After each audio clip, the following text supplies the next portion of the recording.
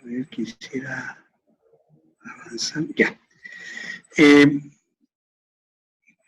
el Perú hay un estudio epidemiológico que se hizo en el 2002, el 2007 también, que es un estudio epidemiológico hecho por el Instituto Nacional de Salud Mental, Leonor Delgado y Deyo Noguchi, el Instituto de Salud Mental, muy interesante, donde habla de todas las patologías que existen en nuestro país. Acá yo les traigo algunos datos de lo que es a nivel de Lima metropolitana, entre 11 y los 18 años, y ustedes pueden ver acá en la lámina como si sumamos más o menos entre el déficit de atención con hiperactividad, sin hiperactividad, combinado con predominio de déficit de atención, estamos hablando más o menos un 6 o 7% de la consulta.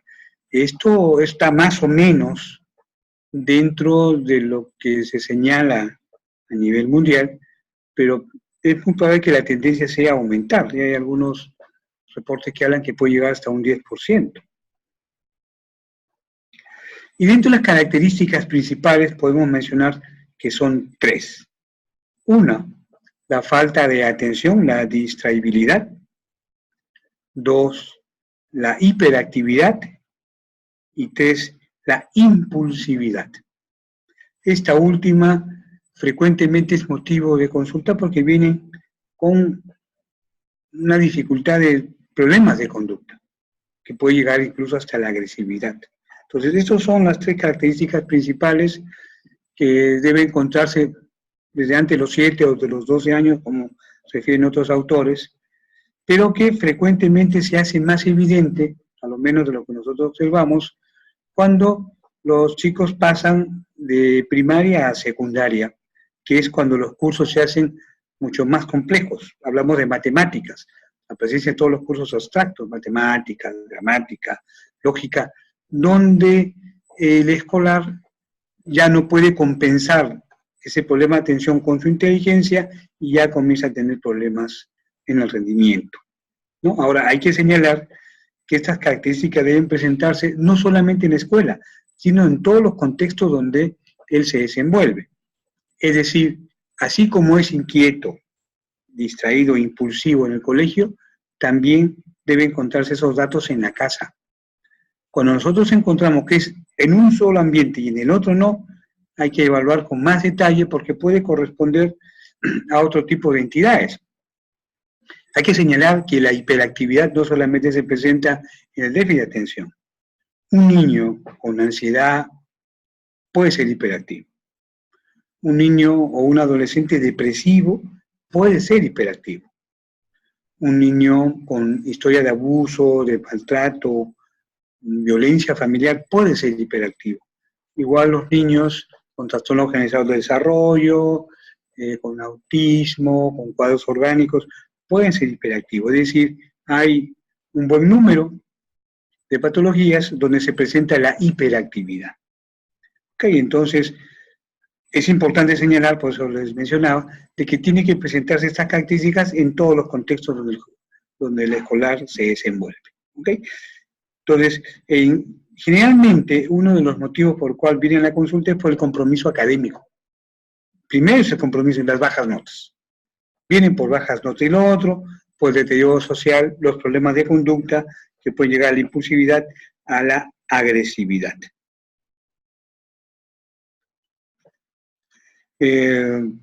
Todos esos síntomas que va a presentar va a ir evolucionando a lo largo del desarrollo. No se van a mantener necesariamente constantes en todo el curso clínico, pues lo que es muy, muy importante hacer un seguimiento, un control. La hiperactividad, por ejemplo, puede disminuir con la edad y puede llegar a ser un nivel inestable. No todos los casos se van a mantener así hasta la adultez. Hay un buen porcentaje que va disminuyendo y hasta uno observa puede desaparecer en el curso de los años. Por eso que es importante el seguimiento y el control, ¿no? Porque no solamente va a permitir ver cómo es la evolución y por lo tanto si disminuyen los cuadros clínicos y eso mejora el pronóstico, sino es importante para señalar de qué manera se le va a apoyar al escolar al presentar estas dificultades. podemos observar nosotros que frecuentemente son jóvenes, niños, con dificultad para organizarse. Los papás siempre señalan lo desordenados que son, ¿no? Lo desordenados que son, y esto por la impulsividad, por la dificultad para concentrarse, lo cual los limita para mantener un esfuerzo constante, mantenido, por ejemplo, a leer un libro. Una de las grandes dificultades que tienen los escolares es que difícilmente terminan de leer un libro. Eso frecuentemente lo refieren porque tienen cursos, dificultades en el momento de la lectura, ¿no? Como en el momento de atender una clase, ¿no? Frecuentemente vienen justamente por fracaso escolar, por bajas notas, a pesar de que son niños o escolares definitivamente inteligentes. Esta dificultad en el rendimiento y en el control de sus impulsos, lo cual los lleva a tener problemas de conducta, mala relación con sus compañeros, los lleva a frecuentemente vivir sentimientos de fracaso, de minusvalía, de impotencia. Esto los hace también muy vulnerables a que puedan sufrir incluso acoso escolar, bullying. Por eso que no es extraño que se pueda encontrar cuadros depresivos en estos escolares, que se presenten con un cuadro de depresión, y si ustedes recuerdan lo que yo les mencioné en un principio, que la depresión en los adolescentes se puede presentar con conducta agitada, con inquietud, ¿no? Con impulsividad también, y entramos en un círculo vicioso, porque al ponerse deprimido se vuelve más inquieto, se vuelve más impulsivo, ¿no? Esta impulsividad los lleva a otras dificultades, por ejemplo, como exponerse a conductas de riesgo, por ejemplo, a conductas sexuales de riesgo, ¿no? Entonces, es importante estar atento a esas características clínicas. Por eso es que tienen mayor incidencia, como muchos reportes refieren, de tener enfermedad de transmisión sexual o en las chicas de llegar a embarazo no deseado por esta impulsividad, ¿no? Pueden haber parejas sexuales frecuentes, ¿no? Sin embargo, en su salón de clases pueden tener dificultades en la relación con sus padres.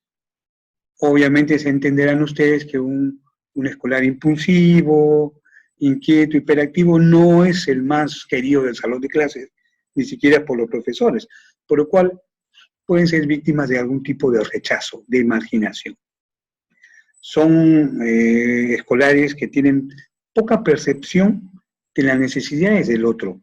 En ese sentido no son muy sensibles incluso al lenguaje no verbal, lo cual los puede llevar a malinterpretar ciertos gestos, lo cual lo puede llevar a mala relación con su entorno. Hablamos de la escuela, con sus compañeros y con sus profesores. En la evolución, porque frecuentemente los papás dicen, bueno, doctor, ¿el tratamiento cómo es? ¿Va a estar toda su vida en tratamiento? ¿Va a variar? Bueno, hay un buen porcentaje de escolares que disminuyen los síntomas hasta hacerse más manejable, o incluso hasta desaparecer. Pero hay más o menos un 30% que llegan hasta la adultez. ¿Cómo saber cuáles son los que mejoran? Es difícil saberlo, sino a través de la evolución. Por eso que la evolución es importante, que vengan a sus consultas regularmente. Además, como vamos a ver también un rato, la medicación tiene que ser regulada porque varía según el peso del escolar, ¿no? Entonces hay que ir haciendo un seguimiento del cuadro clínico, lo que nos va a decir el pronóstico, y también para el uso del medicamento. ¿Cuántos tipos hay? Aquí hay que señalar, ustedes saben muy bien, que en salud mental existen dos grandes clasificaciones de entidades. Una, el ICD-10, la 10ª revisión de la Organización Mundial de la Salud, que es el texto que nosotros, o la clasificación que nosotros utilizamos para nuestros diagnósticos. Todos nuestros diagnósticos tienen que ser en base al ICD-10, el F90-0, el F90, etcétera, bastante conocido en estos casos, no distingue, en el caso del ICD-10, tipos. Para él existe una sola presentación. Lo mismo no ocurre con la otra clasificación, que son los DSM, que es una clasificación de la Asociación Psiquiátrica Americana, que los DSM, que están ahora en su quinta versión, que ya desde el DSM-4 consideraba que podía haber tres tipos posibles. Uno, el menos frecuente, en el cual encontramos hiperactividad e impulsividad preferentemente. Otro, el grupo donde hay principalmente inatención, más frecuente en chicas, y el más frecuente, que es el combinado, donde existen los tres, que ese es el 70, el 85% de todos los casos. Hay que señalar acá que el DSM-5 lo incluye como un trastorno del neurodesarrollo, ¿no? Porque acá sería señalada una disfunción a este nivel que compromete algo más, no solamente en la conducta, sino otras esferas del desarrollo también. Dentro del cuadro clínico podemos encontrar aquellos donde llama más la atención la distraibilidad, en el cual vamos a encontrar escolares que tienen dificultad para seguir las instrucciones de sus profesores. Frecuentemente pierden objetos personales, los papás se quejan de que pierden borradores, pierden los libros, etc. Y frecuentemente olvidan las indicaciones que se les dan, sobre todo para cumplir las tareas. Son escolares que parecieran, cuando uno les habla, que no escucharan, porque da la impresión como que si la mirada la tuviera dirigida a otra área, ¿no? Parece que no escucharan. Tienen dificultad para mantener la atención en la clase cuando realizan los deberes y a veces durante el juego, ¿no? Olvidan los detalles. Frecuentemente los profesores o aún los papás, cuando les indican los famosos mandados, dan una serie de detalles que después ellos lo olvidan, ¿no? Habitualmente, ya habíamos dicho hace un rato, frecuentemente son escolares desorganizados, en el desorden. Muchos se quejan de sus cuartos, que no están lo suficientemente ordenadas como los papás quisieran, ¿no? Tiene por eso dificultades para mantener una actividad de manera constante. Aquí muchos papás resuelven esto dando indicaciones cortas, que realicen tareas no muy complejas con duración bien corta, de tal manera que puedan mantener la atención en la actividad que están realizando, porque viven permanentemente distraídos, ¿no? Algunos, si le agregamos un cuadro de ansiedad, pueden ser también tímidos e introvertidos, lo cual hace que tengan más dificultades para relacionarse con su entorno. Cuando son predominantemente impulsivos, son muy inquietos, son aquellos escolares que no pueden estar sentados en el pupitre, que los profesores dicen que parece que tuvieran un motorcito, porque no pueden estar quietos, están permanentemente parándose, sea para indagar por ahí, sea para molestar a los compañeros, hablan constantemente, interrumpen la conversación de los demás, molestan a los maestros y a los compañeros, tienen dificultad para jugar en silencio, siempre están en movimiento. Y frecuentemente los papás y los profesores describen cómo responden la pregunta antes que esta haya terminado, ¿no? Son intrusivos, interfieren en las conversaciones de los demás, no esperan su turno, son en ese sentido muy intrusivos, interrumpen a los demás, siempre responsabilizan a los demás de sus dificultades, actúan antes de pensar. Es lo que se conoce como el acting out, el pasaje al acto de los franceses, ¿no? Habitualmente nosotros, cuando vamos a tomar una acción, siempre hay unos segundos, unos minutos en los cuales uno evalúa la respuesta que uno va a presentar frente a un evento, ¿no? Hay algunas entidades en donde no se da ese espacio. Una de esas es el déficit de atención. Las otras pueden ser los cuadros depresivos, trastornos limítrofes de la personalidad, hay otras también que pueden ser, pero una de esas es el déficit de atención, donde se da ese pasaje al acto, donde el joven actúa de manera mecánica frente a un hecho. No hay ese periodo de reflexión, de meditación que todos tenemos frente a un evento que ocurre. Esos jóvenes tienen una dificultad marcada para focalizar la atención. Frecuentemente su foco es tremendamente inestable, y eso lo vemos sobre todo en la entrevista. En la entrevista vemos cómo hay dificultades para centrar la atención en la entrevista, aunque algunos autores señalan que uno debe tener mucho cuidado, sobre todo en la primera entrevista, porque muchos de ellos logran mantener cierta estabilidad en la primera. Entonces es importante no siempre quedarse con la primera impresión, sino continuar la evaluación en la segunda y la tercera, donde indudablemente ya van a tener dificultades para focalizar la atención en la entrevista que uno le está realizando. Frecuentemente se acompaña de trastorno de conducta. Hay que tener por eso mucho cuidado en que el tratamiento tiene que ser temprano, porque este trastorno de conducta, si no mejora con un tratamiento eficaz, puede llevarnos a un trastorno más severo, como inclusive a tener conductas disociales.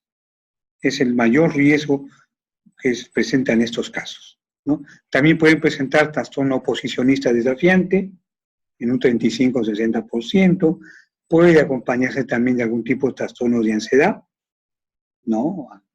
Y como les había dicho hace un rato, también pueden presentar cuadros depresivos. Recuerden la marginación que ellos sufren por su situación. Hay un buen porcentaje, más del 50%, que tienen el riesgo de presentar algún tipo de conducta adictiva. Uno de los problemas que nosotros vivimos en la consulta es que el aumento de las patologías sociales, dentro de ello, la adicción al Internet, lo que se conoce como la ciberadicción, una de las patologías, llamamos, nuevas, que nosotros estamos viendo en la consulta diaria. Pues bien, estos jóvenes con un problema de déficit de atención tienen un gran riesgo de presentar una adicción al Internet. Por eso que en la entrevista uno siempre tiene que preguntar cuántas horas ellos pasan al Internet. Uno va a encontrar sorpresas 3, 4, 5 horas y ya nosotros vamos a ir evidenciando cómo van haciendo una conducta adictiva al Internet, como que también podría ser al consumo de sustancias.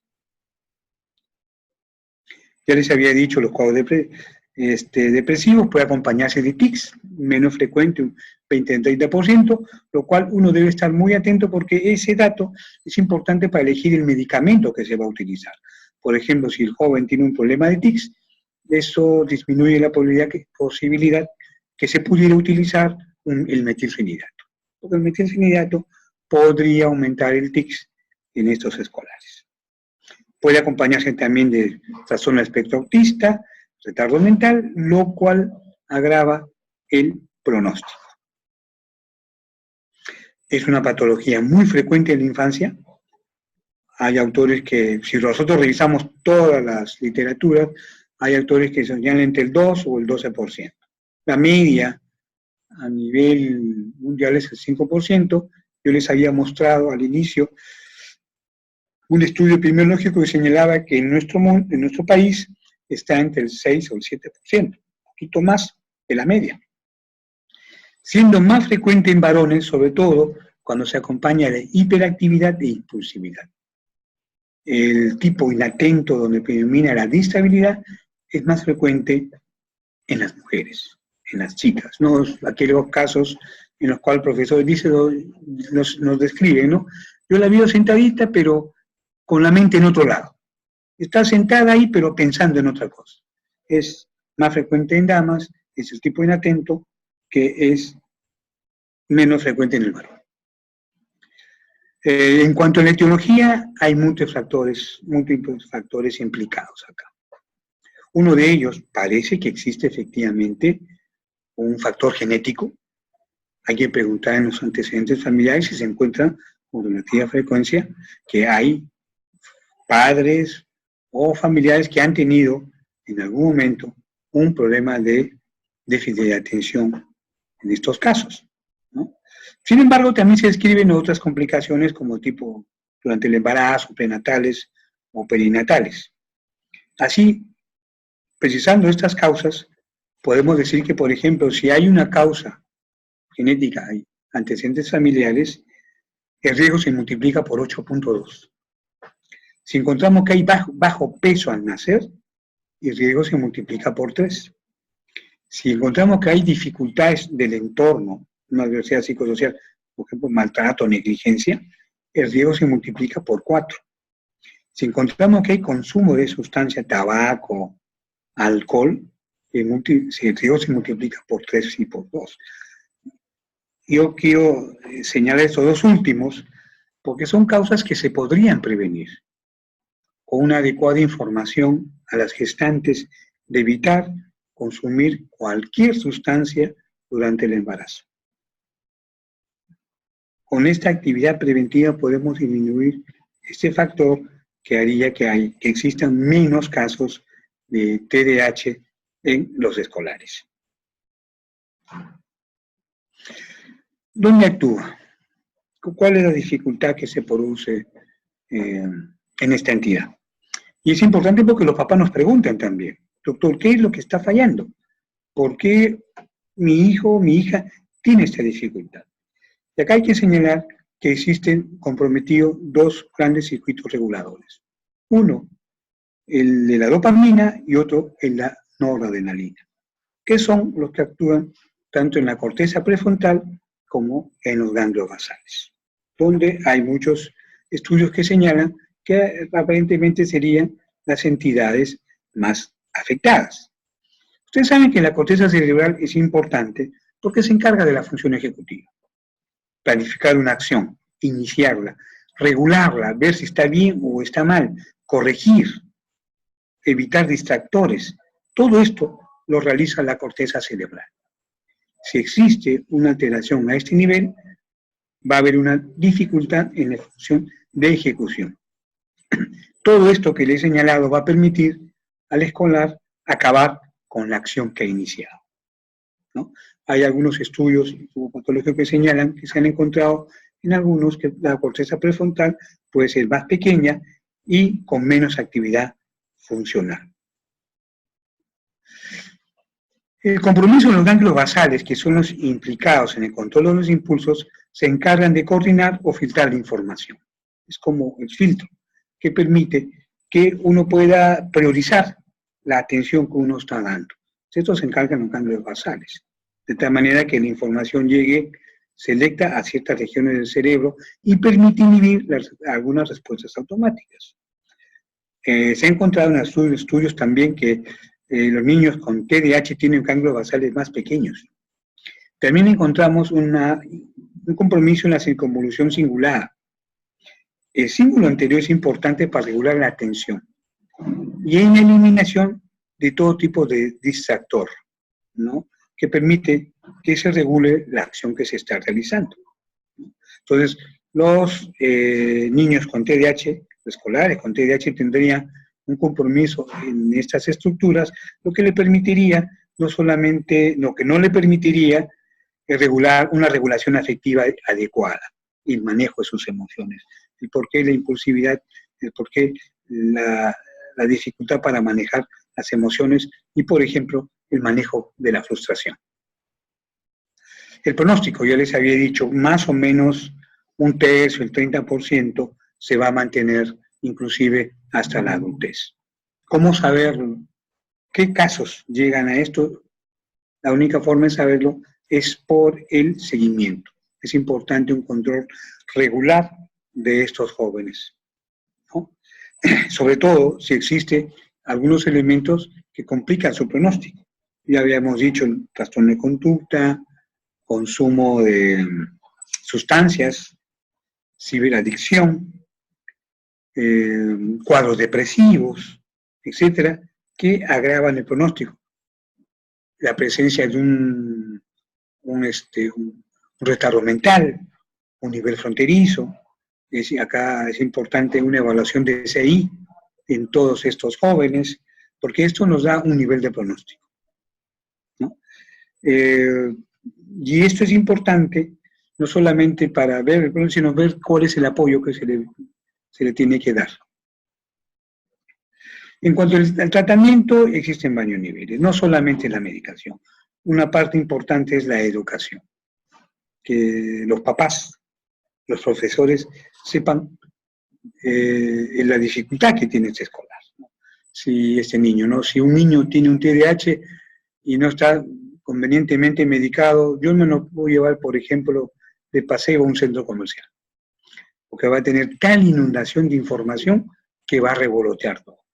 ¿No? Recuerdo el caso de unos papás que se llevaron a su hijo TDAH no debidamente medicado y puso de cabeza todo el centro comercial. ¿No? Las pelotas, los juegos, y papá debe entender que es algo involuntario, que el niño, el adolescente no puede controlar. No se trata de malcriadez o de rebeldía, es algo biológico que no lo puede controlar. Es un problema a nivel de estos neurotransmisores que habíamos dicho, dopamina y noradrenalina, que no le permite filtrar la información, controlar sus impulsos de tal manera que frente a una inundación de información no van a saber cómo manejarlos. Por eso es que se sugiere, por ejemplo, que al momento de hacer las tareas, los papás le acondicionen un lugar en su cuarto donde no esté inundado de información. A veces hay papás que le ponen un póster, tiene su televisor, su computadora, juguetes, va a ser muy difícil que se pueda concentrar y hacer sus tareas. Entonces uno debe proporcionarle un ambiente lo más adusto, ¿no? Claro, no como un penal, ¿no? Pero algo lo suficientemente no inundado de tantos estímulos para que pueda hacer las tareas, ¿no? Bueno, la educación, que los papás sepan muy bien el problema que tiene y que los papás puedan organizar un poco las actividades que pueden ellos realizar, ¿no? Recuerdo el caso de una mamá que con su hijo era muy inquieto, entonces le dio la tarea de sacar la bolsa de basura, ¿no? Entonces apenas venía el basurero, el niño salía con la bolsa y lo dejaba fuera. Él cumplía, tenía esa su actividad. La medicación es un aspecto importante, pero aquí nuevamente señalo, la información tiene que ser bien manejada. Lamentablemente, en la salud mental, hay mucho prejuicio en relación a salud mental. Y acá hay que detenerse siempre en informar muy bien a los papás todos los aspectos en la relación a la medicación. Porque uno escucha comentarios de doctor, esto causa dependencia, come el cerebro. Hace algunos años incluso una revista dijo que esto era una droga que producía adicción, cuando el contrario, un joven convenientemente medicado y controlado en esta patología tiene menos riesgo de conductas adictivas. Entonces la información tiene que ser permanente en relación a la medicación y aquí nunca se debe cerrar la puerta. Siempre uno debe dejar la posibilidad a que los papás puedan presentar una pregunta y uno pueda resolvérselo en un lenguaje que sea asequible para ellos, ¿no? Y sobre todo que le dé la seguridad que esa medicación le va a ayudar a su hijo en el problema que tiene. ¿Un abordaje terapéutico, psicoterapéutico es importante? Sí, pero primero el escolar tiene que ser compensado con el uso de la medicación. Una vez que esté controlado, por ejemplo, la impulsividad, ya podemos echar en mano algún abordaje psicoterapéutico. Va a depender del que tenemos más a mano, ¿no? Pero hay varios reportes que refieren de los avances de la terapia cognitivo-conductual en el abordaje terapéutico de estos niños, de estos escolares. Suele ser muy útil. Bien, en los papás ya hayamos dicho que la psicoeducación cumple un papel muy importante. Aquí no solamente en los papás, sino en los profesores. Porque muchos profesores incluso pueden hasta fácilmente etiquetar a los escolares. Yo les había dicho, por ejemplo, que la hiperactividad no solamente se puede ver en el déficit de atención, hiperactividad podemos encontrar en otras entidades. Sin embargo, cuando en los colegios viene un niño que está inquieto, rápido dice, este es hiperactivo, que vaya al centro para que el médico lo medique. No, la hiperactividad puede verse en otro tipo de entidades. Bueno, en aquellos chicos que tienen un problema de déficit de atención, el profesor debe entender también lo que ocurre, ¿no? Y ver algunas alternativas creativas para manejar a esos chicos. Yo me acuerdo el caso de una profesora muy creativa que tenía en su salón de clases a un niño que tenía un problema de déficit de atención, y bueno, era un chico que le gustaba mantener esa actividad, y bueno, le dio la tarea que el único que le podía parar en el salón de clases para recoger un papel o una basurita que cae en el piso. Entonces apenas caía un lápiz, un papel, todo inmediatamente se paraba, lo recogía, si era un papel lo ponía en el tacho, y si era un lápiz, un borrador, en el pupitre de la profesora. por supuesto fue el salón más ordenado, más limpio, ¿no? Porque él siempre estaba atento de esto, ¿no? Pues una manera como la profesora pudo manejar la actividad de este escolar, ¿no? Entonces, la educación, la psicoeducación es muy importante, el manejo conductual de la mano del terapeuta cognitivo-conductual es sumamente importante, dan instrumentos muy útiles para los papás, para el momento, por ejemplo, de hacer las tareas, utilizando técnicas de reforzamiento, por ejemplo, que en un niño bien compensado pueden ser muy útiles y dar a los papás un instrumento que le permita manejar las dificultades que hay en la vida diaria en la casa. Les había dicho que el abordaje es multimodal, el tratamiento farmacológico, la educación familiar, ¿no? Es muy importante. Acá hay que señalar también que frecuentemente en el espíritu de los papás puede haber un sentimiento de fracaso, ¿no? Frecuentemente muchos preguntan, doctor, ¿qué cosa hemos hecho de malo para que ocurra esto, ¿no? Como si fuera una maldición lo que ellos viven, ¿no? Es una patología que le podría pasar a cualquiera, ¿no? Entonces hay que informar y sobre todo apuntalar la autoestima. Yo siempre les digo a los papás que admiro mucho la paciencia que tienen con sus hijos, muchos de ellos, ¿no? Uno los ve 30, 20, una hora, y son tan inquietos que a veces uno también se siente desbordado. Y uno se pone a pensar, imagínense las 24 horas. Estos papás son, yo les digo muchas veces, es para ponerles un monumento a la paciencia que ustedes tienen. Hay que reforzar la autoestima de estos papás y todo lo que ellos ponen en juego para el manejo de esta dificultad en sus hijos. La psicoterapia es importante. De repente, no necesariamente una conductual, puede ser otras también, pero es muy importante dentro del abordaje terapéutico de esta entidad, ¿no? La psicoterapia, la terapia de apoyo, ya habíamos dicho, para los papás, ¿no? En cuanto al manejo de esta dificultad, hay casos en los cuales uno tiene que echar mano de una terapia familiar o una terapia conyugal también, si esto pone en juego la estabilidad del subsistema parental, ¿no?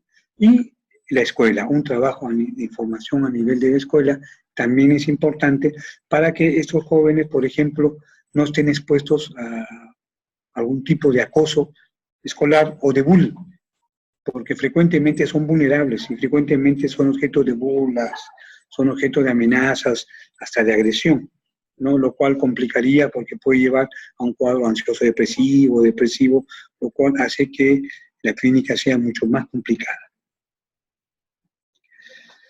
Las técnicas que se utilizan acá son técnicas de autocontrol, que se trabaja en la terapia cognitivo-conductual, el aprendizaje y solución de problemas, los papás, las habilidades sociales, que tienen que aprender esos jóvenes para relacionarse adecuadamente con sus pares.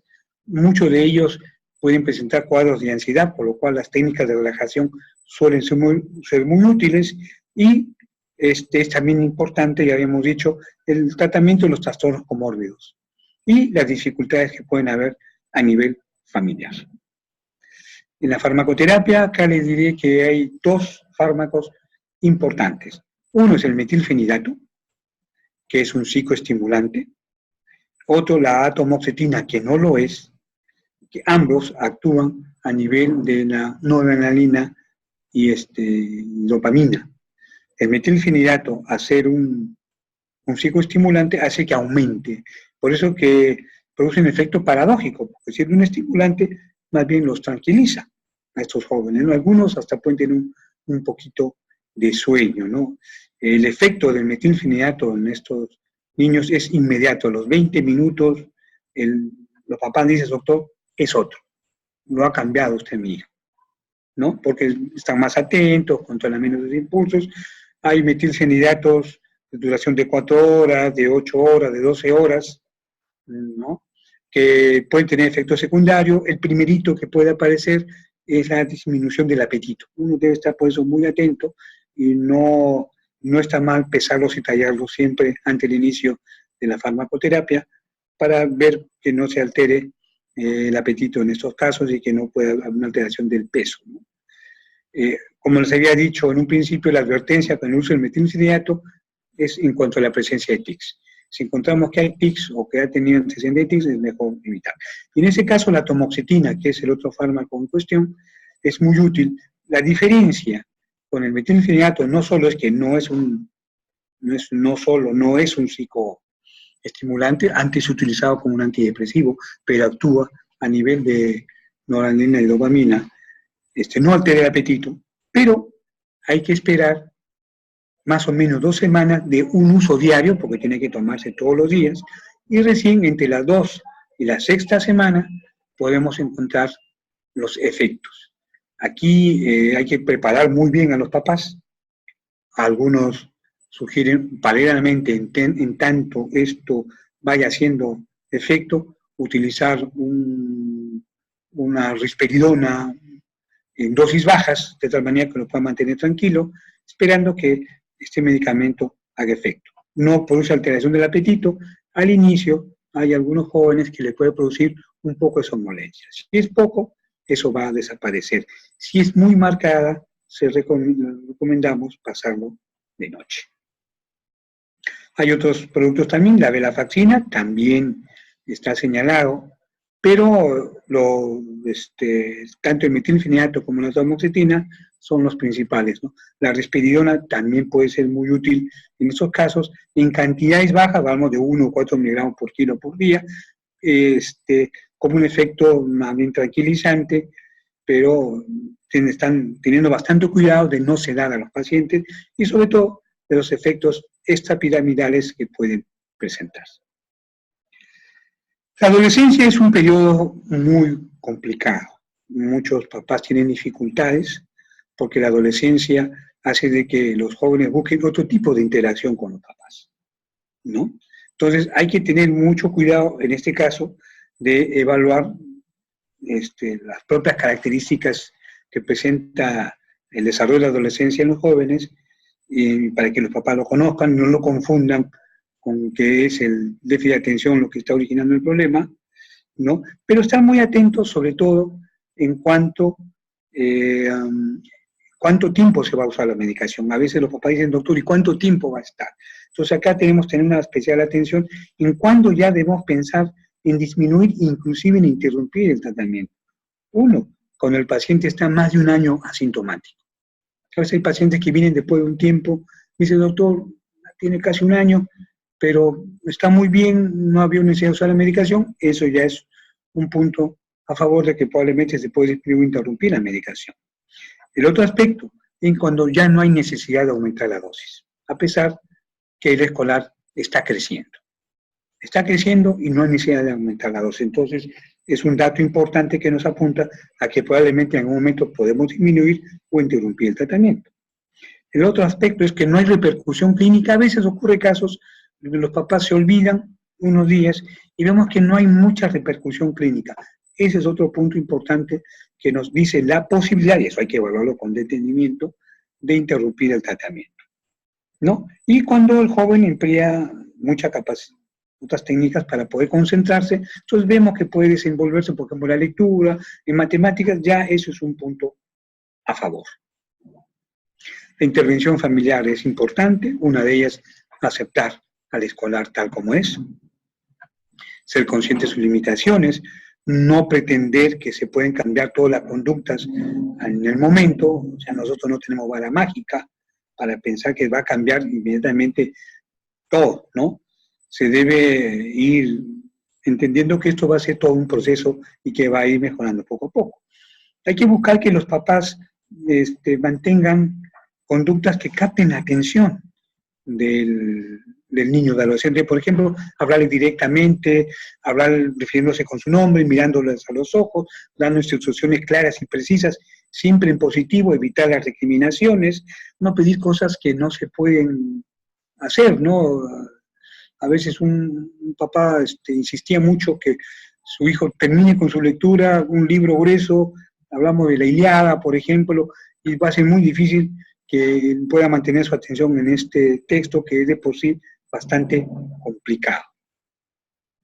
Las intervenciones deben ser coherentes, las normas deben ser claras, los papás tienen que estar de acuerdo, son los capitanes del barco, deben tener normas claras, completamente de acuerdo, estables y no variables, evitar los desacuerdos, nunca discutir delante de los hijos, porque eso disminuye la autoridad de ellos. Acá se recomienda que la autoridad sea compartida entre los papás. Eso hace de que sea mucho más llevadero. Debe evitarse desautorizarse entre ellos. Por eso que el acuerdo debe ser previo y claro, ¿no? Si está estipulado que al cumplimiento de una actividad debe recibir un premio, o si no lo hace una sanción, hay que cumplir con ello, ¿no? Siempre es preferible utilizar técnicas que utilicen el refuerzo, como los premios, y los castigos o sanciones. No hablo del castigo físico, sino sanciones, retirarle algo que le agrada, su programa de televisión, su hora de computadora, etcétera, puede ser una manera de inhibir las conductas inadecuadas.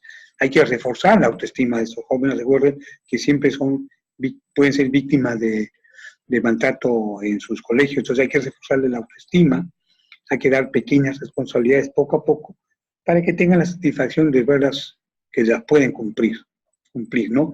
Hay que mantener un buen diálogo en la familia, hay que negociar las normas y sus consecuencias con los adolescentes, sobre todo, ¿no? Y esto es que estén de acuerdo los dos capitanes, que son los papás. Hay que manejar adecuadamente el tiempo de ocio, el tiempo libre de estos escolares.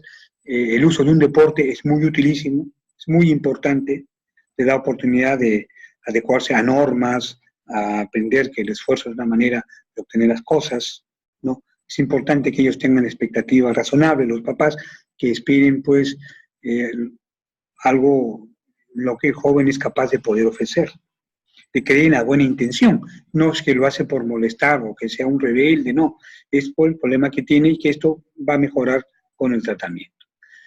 Bien, con esto termino mi presentación, espero que les haya salido interesante.